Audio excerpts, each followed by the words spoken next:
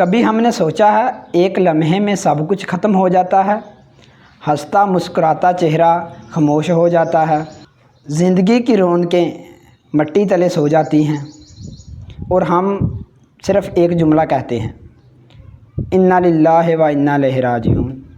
لیکن کیا ہم جانتے ہیں یہ الفاظ صرف زبان سے نہیں بلکہ دل سے نکلنے چاہیے۔ یہ آیت صرف موت پر نہیں بلکہ ہر آزمائش، ہر دکھ، ہر نقصان پر پڑھنے کے لیے ہے۔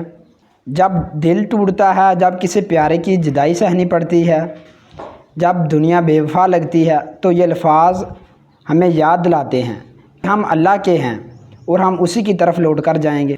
یہ آیت ہمیں صبر سکھاتی ہے، یہ آیت ہمیں اللہ پر یقین سکھاتی ہے، یہ آیت ہمیں دنیا کی حقیقت سمجھاتی ہے۔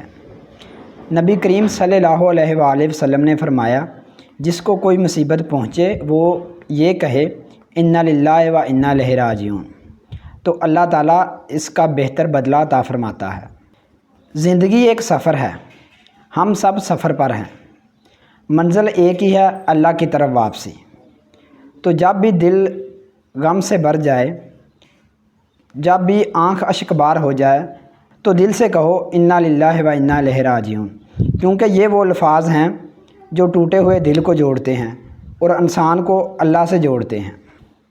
اگر آپ نے بھی کسی پیارے کو کھویا ہے یا زندگی کو آزمائشوں سے گزارا ہے تو اس ویڈیو کو ضرور دوستوں کے ساتھ شیئر کریں، شاید کسی کا دل سنبھل جائے اور کسی کی آنکھ آنسوں سے بھر جائے مگر دل اللہ کے قریب ہو جائے۔ اللہ ہمیں صبر کرنے والوں میں شامل فرمائے۔